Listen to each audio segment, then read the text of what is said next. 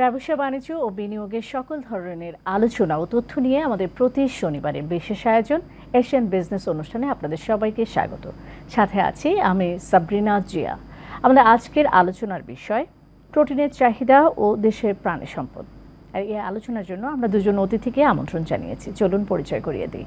আমাদের সাথে আছেন doctor FH Ansari, president ACI Agri Business, এবং সেই সাথে আছেন ডক্টর মোহাম্মদ রেয়াজুল হক, পরিচালক প্রাণী সম্পদ অধিদপ্তর, মহাপরিচালক প্রাণী সম্পদ অধিদপ্তর। আপনাদের দুজনকে আমন্ত্রণ এশিয়ান বিজনেসের আজকের আয়োজনে। আমি যেহেতু আমাদের আজকে আলোচনার বিষয় প্রোটিনের চাহিদা ও দেশীয় প্রাণী সম্পদ, মাত্র দুদিন আগেই প্রাণী সম্পদ সেবা সপ্তাহ প্রদর্শনী অনুষ্ঠিত হয়ে গেল। আপনার কাছে ডক্টর রেয়াজুল হক, আপনার কাছে আমি শুরু করব। এই আয়োজন প্রধানমন্ত্রী স্বয়ং উপস্থিত ছিলেন, উদ্বোধন করেছেন। এই আয়োজনের মূল লক্ষ্য আসলে কি ছিল? আসলে সেবা সপ্তাহ আবার একটা হলো প্রদর্শনী, এটা প্রদর্শনীটা সেবা সপ্তাহের মধ্যে, তো সপ্তাহ এখন শেষ হয় না। প্রদর্শনীটা কেন্দ্রীয়ভাবে শেষ হয়েছে গতকাল।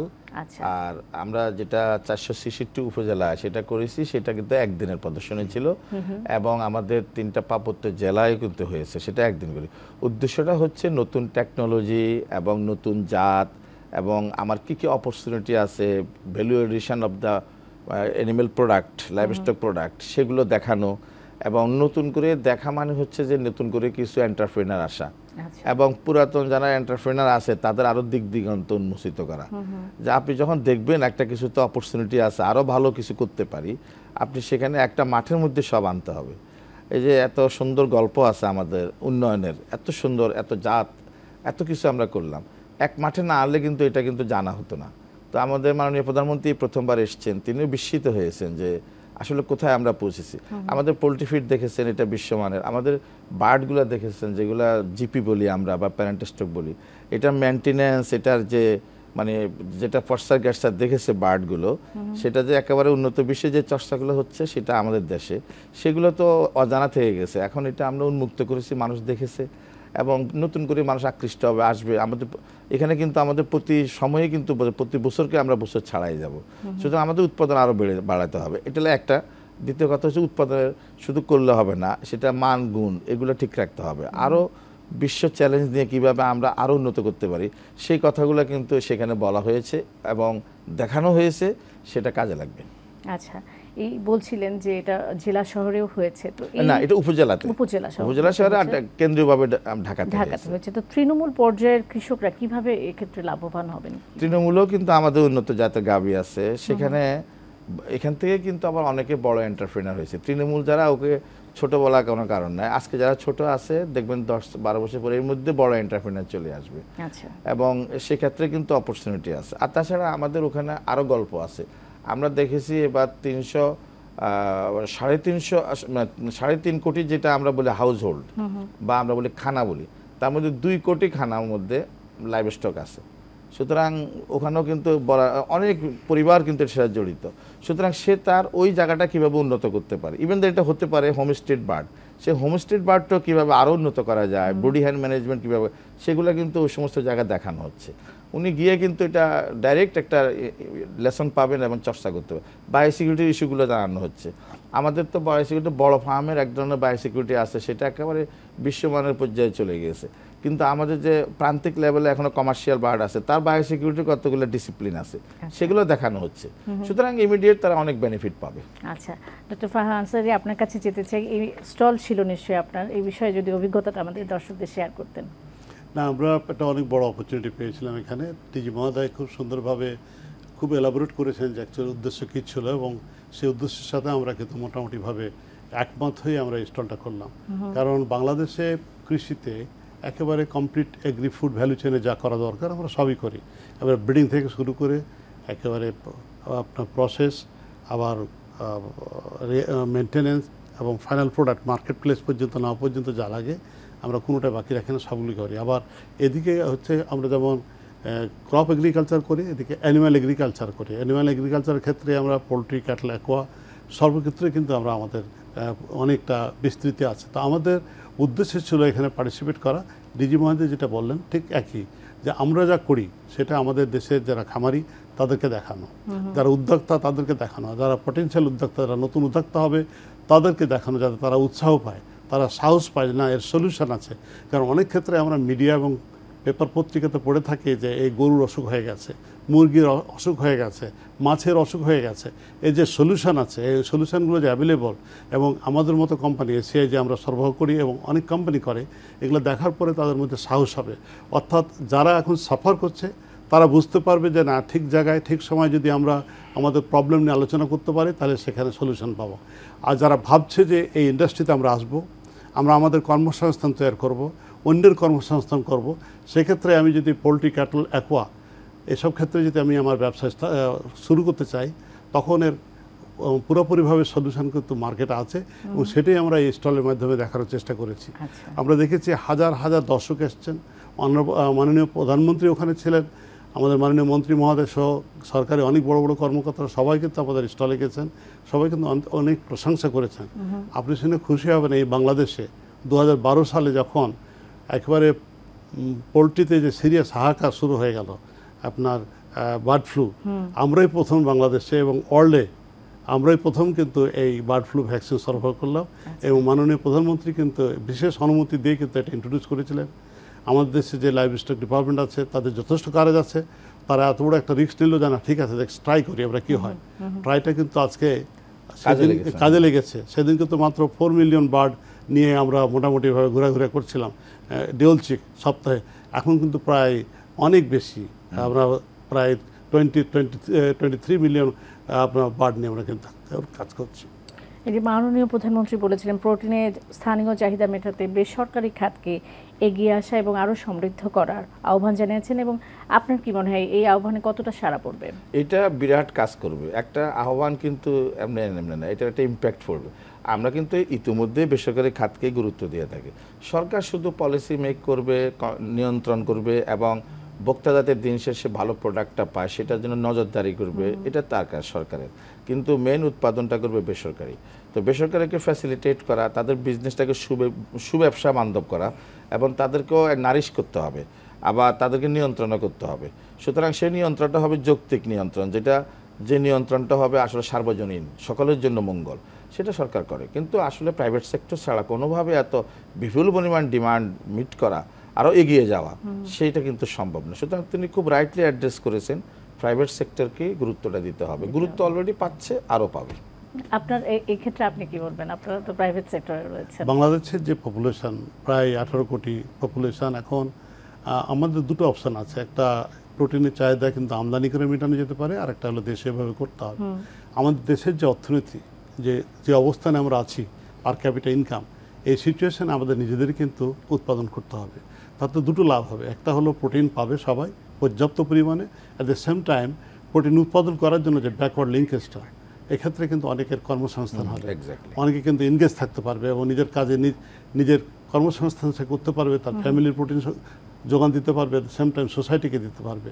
সেক্ষেত্রে আমি মনে করি যে এই প্রাইভেট সেক্টরকে এনগেজ হতে হবে। তার কারণ হলো সরকার তো অ্যাকচুয়ালি রেগুলেশন করে, মানে আমাদের ডিজি মহোদয় যেটা বলেছেন যে অ্যাপ্রোপ্রিয়েট রেগুলেশন দিয়ে প্রাইভেট সেক্টরকে সাপোর্ট দেওয়া, সেটাই কিন্তু করা হচ্ছে। আর প্রাইভেট সেক্টর এইসব রেগুলেশনের মধ্যে থেকে ফ্রেমওয়ার্কের মধ্যে থেকে কাজ করছে এবং সেক্ষেত্রে কিন্তু দেশের প্রোটিনও সরবরাহ হচ্ছে, অ্যাট দ্য সেম টাইম কিন্তু আমাদের কর্মসংস্থান হচ্ছে। তবে আমি মনে করি গ্র্যাজুয়ালি যেটা হবে, আমাদের প্রোডাক্টিভিটি বাড়ার সাথে সাথে এটা পর্যাপ্ত পরিমাণে প্রোটিন পাওয়া যাবে। এখন হয়তো অনেক ক্ষেত্রে আমাদের প্রোডাক্টিভিটি সে লেভেলে নাই, যার কারণে কিন্তু আমাদের প্রোটিনের দাম অনেক ক্ষেত্রে বেশি। যখন প্রোডাক্টিভিটি ইমপ্রুভ করে যাবে, মানুষ যখন কাজটা শিখে ফেলবে, যখন নতুন নতুন টেকনোলজি আসবে, আরও নতুন নতুন প্রাইভেট সেক্টর এনগেজ হয়ে যাবে, তখন এই প্রোটিন কিন্তু অনেক সস্তায় কিন্তু উৎপাদন করা সম্ভব হবে, আর ভোক্তারা কিন্তু অনেক সস্তায় কিন্তু এটা কিনে খেতে পারবে। এই স্টেজটা কিন্তু একটা ট্রানজিশনাল স্টেজ, এই জন্য আমাদের অনেকে ধৈর্য ধরতে হবে। আচ্ছা, এই বিষয়ে আপনার কাছে আরও শুনবো, তবে বিরতির সময় হয়েছে, বিরতি থেকে ফিরে এসে। প্রিয় দর্শক, আপনারা দেখছেন এশিয়ান বিজনেস। এই পর্যায়ে সময় হলো বিরতি নেবার, ফিরবো কিছুক্ষণ পর, আমাদের সাথে থাকুন।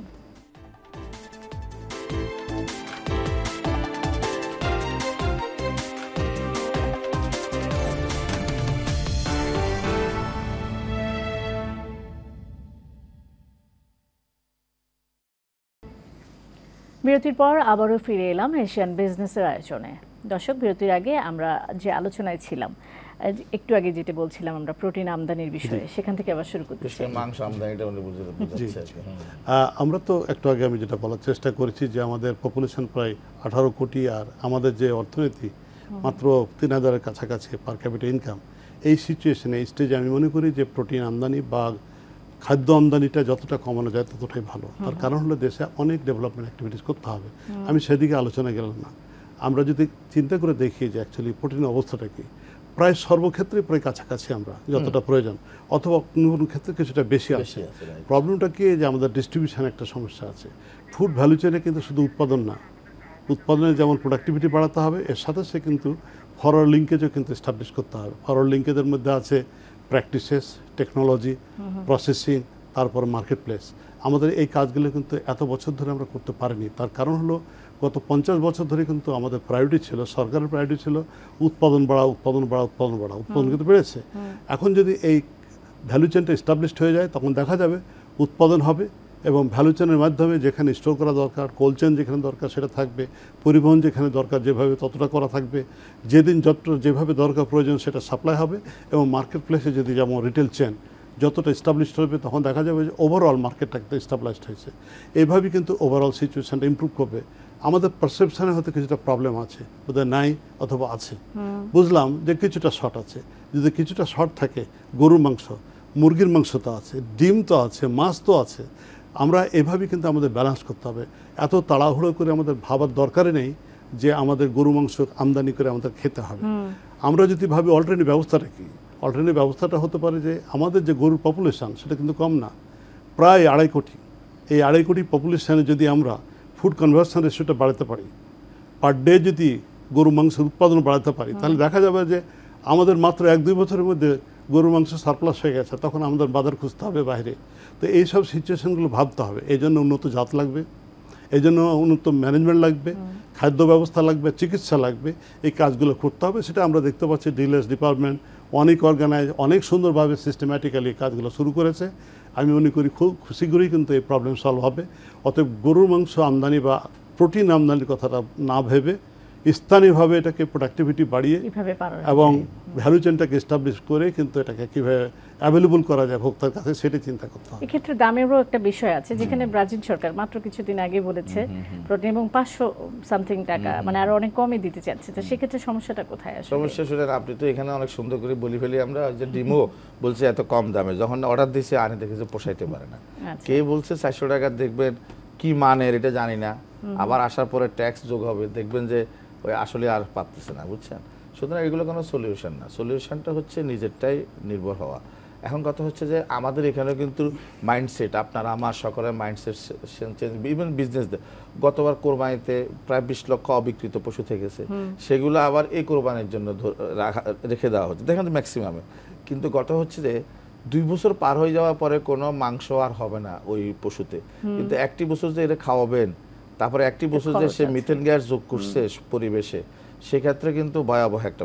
তাহলে মাইন্ডসেটটা কি যে ওই পশুগুলোকে আটকায় রাখা যাবে না পরবর্তী কোরবানির জন্য, এগুলোকে মার্কেটে আনতে হবে, জবাই করতে হবে। তাহলে মাংসের দাম কিন্তু ঠিকই আপনার ওই যে 600 টাকার মধ্যে থাকবে। তাহলে তাদেরকে এই যে এই খামারিদেরকে মানে এই সকল বিষয় উদ্বুদ্ধ করার জন্য কি ধরনের ব্যবস্থা আপনারা নিয়েছেন? এই যে বার্তাটা আপনার নিজের মাধ্যমে দিলাম, এটা প্রতিনিয়ত বলে যাচ্ছে।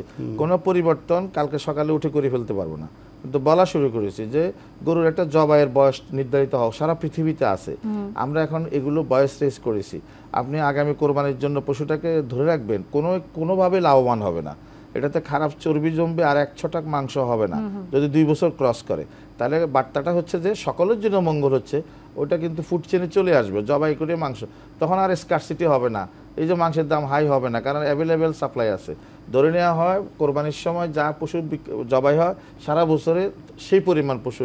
তাহলে আপনি যদি কোরবানির জন্য ধরে রাখেন, তাহলে সারা বছর একটা ঘাটতি কিন্তু থাকে। সেই ঘাটতিটা কিন্তু আমি মনে করি আর্টিফিশিয়াল ঘাটতি, সেটা দরকার না। একটু মাইন্ডসেট চেঞ্জ করতে হবে। 2 বছর হলে গরু জবাইতে চলে যেতে হবে, যে গরুগুলো জবাইযোগ্য। অর্থাৎ গাভী না, গাভী তো দুধ দিবে সেটা বলছি না, জবাই কোরবানিতে তো সাড়ে আমরা বেশি দিই, কিন্তু যাতে 2 বছর ক্রস না করে। এটা যদি মনোবৃত্তি থাকে, তাহলে হবে যে আমি কোরবানিতে বিক্রি যদি না হয়, সেগুলো ইমিডিয়েটলি কোরবানির পরে আমার স্লটারিংয়ে চলে যাবে। তাহলে বাজারে সরবরাহটা সুন্দর থাকবে এবং ওই অতি মুনাফার জন্য কোরবানি পর্যন্ত ধরে রাখে সব পক্ষই কিন্তু ক্ষতিগ্রস্ত। এই কথাগুলো বলা শুরু হয়েছে, আরও বেগবান হবে এবং আপনাদের মাধ্যমে এগুলো ছড়াবে। ইনশাল্লাহ আমরা ভবিষ্যতে হয়তো একটা ভালো সুফল পাবো। দুগ্ধ এবং পোলট্রি খামারিদের বিশেষত উৎসাহিত করার জন্যই তো এর আয়োজন করা হয়েছে, এই যে সেবা সপ্তাহ এবং প্রদর্শনী।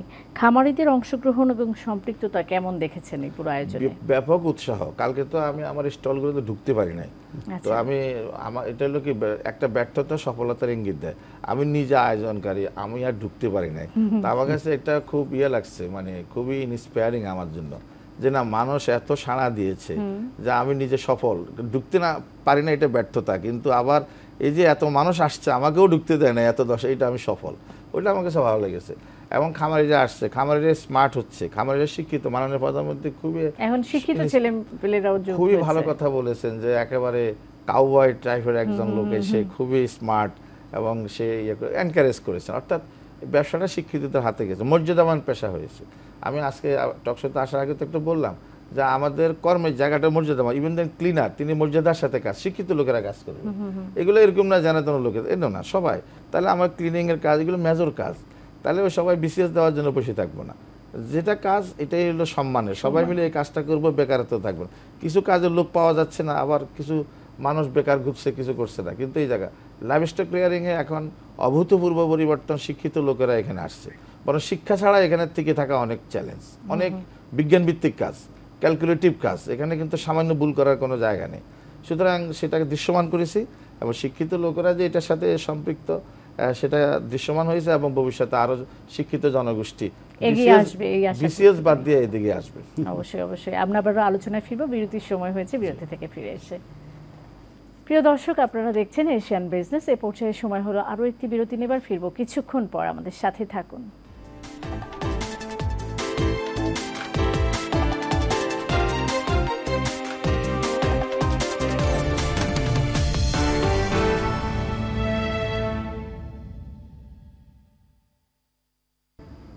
বিরতির পর আবারও ফিরে এলাম এশিয়ান বিজনেস অনুষ্ঠানে, সাথে আছি সাবরিনা জিয়া। আমরা আবার আলোচনায় ফিরে যাবো। এবার ডক্টর ফারাহ আনসারী, আপনার কাছে যেতে চাই, একটু যদি বলেন যে আপনাদের স্টল তো দিয়েছিলেন এবং এখানে কেমন রেসপন্স পেয়েছেন, দর্শনার্থীদের ভিড় কেমন ছিল, সেই সাথে গবাদি পশু পালনে আধুনিক ব্যবস্থাপনার যে বিষয়টি, এটা নিয়ে কিন্তু সেমিনারও হয়েছে।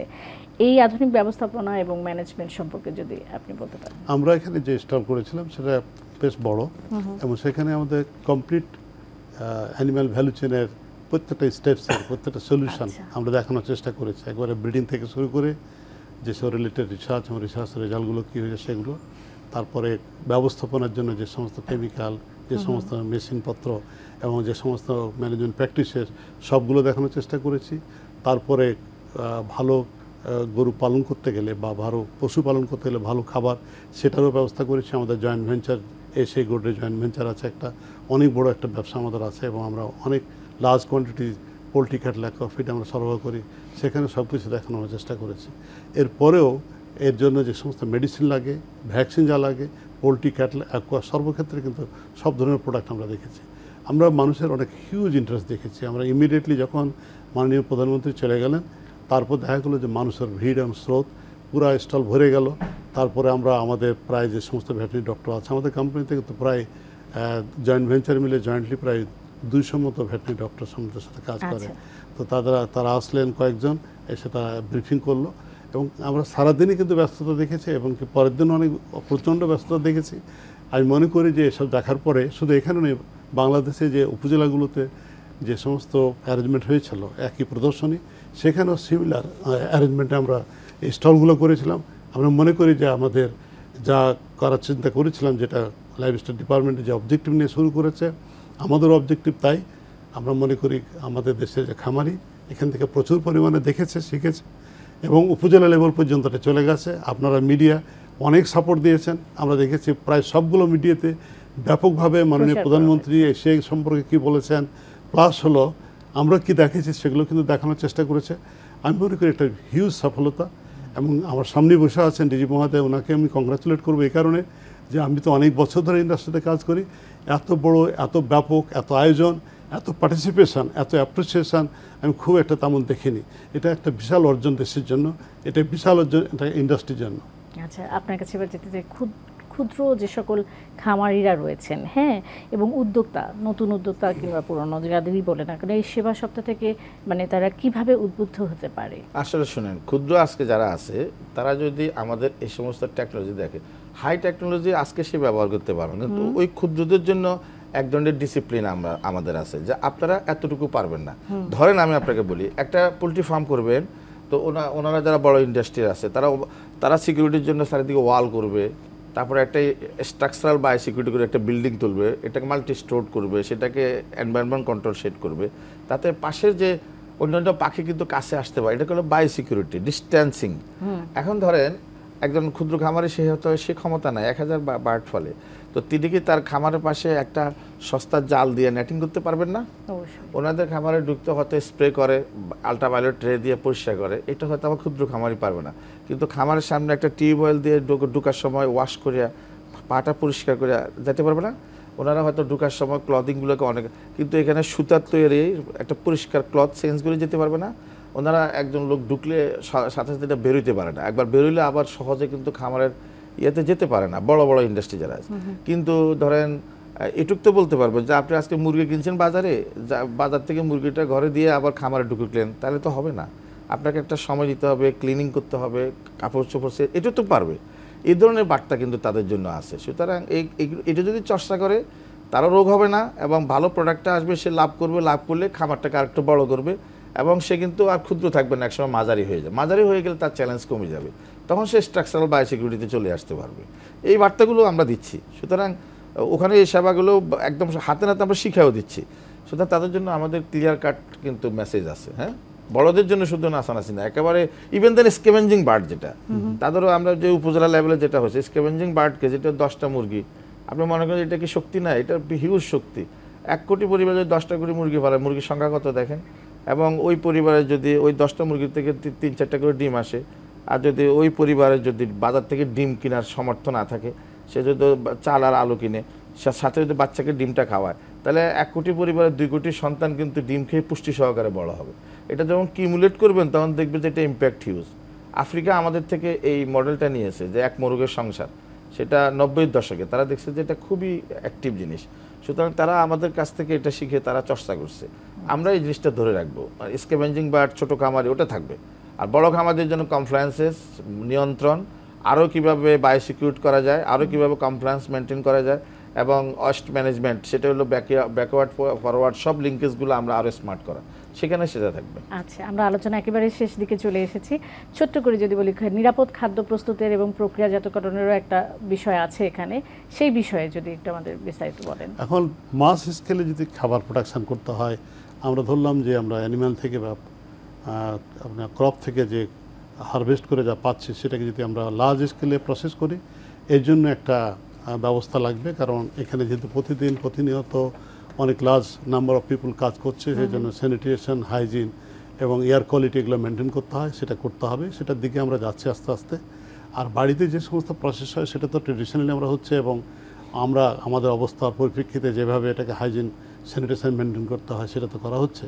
তবে এটাও ঠিক যে যেহেতু আমরা ইন্ডাস্ট্রিয়াল ফুডের দিকে যাচ্ছি, এখানে আমাদের হাইজিন, সেফটি এবং সিকিউরিটি সব কিছু মেনটেন করে এটা প্রোডাকশন করতে হবে। তাহলে খাদ্যের আপনার পপুলারিটি বাড়বে, আমরা দেশের বাইরেও কিন্তু আমরা একটা মার্কেট সৃষ্টি করতে পারবো, এবং দেশের বাইরেও কিন্তু প্রচুর পরিমাণ খাবার আমরা এক্সপোর্ট করতে পারবো। যে আপনি যদি একটু ছোট করে এই বিষয়ে বলেন, নিরাপদ খাদ্য নিয়ে। নিরাপদ খাদ্য এটাকে বলে ইনহ্যাবিটেবল, আপনার এটা কোনো পথ না। এখন হলো নিরাপত্তার বিষয় আসবে। আপনি যে মাংসটা খাচ্ছেন, সে মাংস উদাহরণটা দিয়ে শেষ করতে চাই। মাংসটা যে খাচ্ছেন, আমি আগেও বলছি, গরুটা কি খাচ্ছে সে তার উপর নির্ভর করবে। এখন গরুর মূল খাবার কি? তৃণ। আমরা এটা তৃণভোজী বানি, তাহলে এলো সবুজ ঘাস, ফডার, এটা হচ্ছে তার আদর্শ খাবার। এটাতে যত নির্ভরশীল হইব তত ভালো মাংস আসবে, তত ভালো দুধ আসবে। আবার যদি এটা যদি ডিসকারেজ করে যদি দানাদার খাবার খাওয়াই, এটা মূল খাবার না, সুতরাং এটার মাংস কিন্তু কম্প্রোমাইজিং হয়ে যাবে। সুতরাং আমাদের বার্তাটা খুব ক্লিয়ার কাট। খাদ্য খরচ কমাতে গেলে অবশ্যই আপনাকে রাফিজ বেস্ট হইতে হবে। রাফিজ মানে তৃণ, সেটাতে আসতে হবে, তাহলে উৎপাদন ভালো। আমি স্লটারিং এজের কথা বলছি, আপনার ট্রেডিশনাল মাইন্ডসেট, ওটা 2 বছরের মধ্যে পশু স্লটার করতে হবে, সেটা ঠিকঠাক করতে হবে। পৃথিবীর বহু দেশে 16 মাসে জবাই করে, 16 মাস ক্রস করতে পারবেন না, আবার কোন দেশে আছে 18 মাস করে। আমাদের দেশে এরকম কোনো নিয়ম না, আমরা এনকারেজ করে যাচ্ছি, মানে এখন রাতারাতি কোনো আইনকে ইয়ে করা যায় না, আমরা এনকারেজ করি, আমরা পলিসিতে এগুলোকে টাচ করেছি। তবে আমি বলবো যে আমাদের দেশে 16 মাস 18 মাসে সেটা আমরা হয়তো পারবো না, কিন্তু 2 বছরটাকে স্ট্যান্ডার্ড ধরে সেগুলোতে আসতে সকল পক্ষ কিন্তু তখন আপনার ইয়ে হবে, সুরক্ষিত হবে। কারণটা কি, যে বয়স যখন পার হয়ে যায় তখন মাংস হয় না, চর্বি হয়, এই চর্বিটাই ঝুঁকি আপনার জন্য।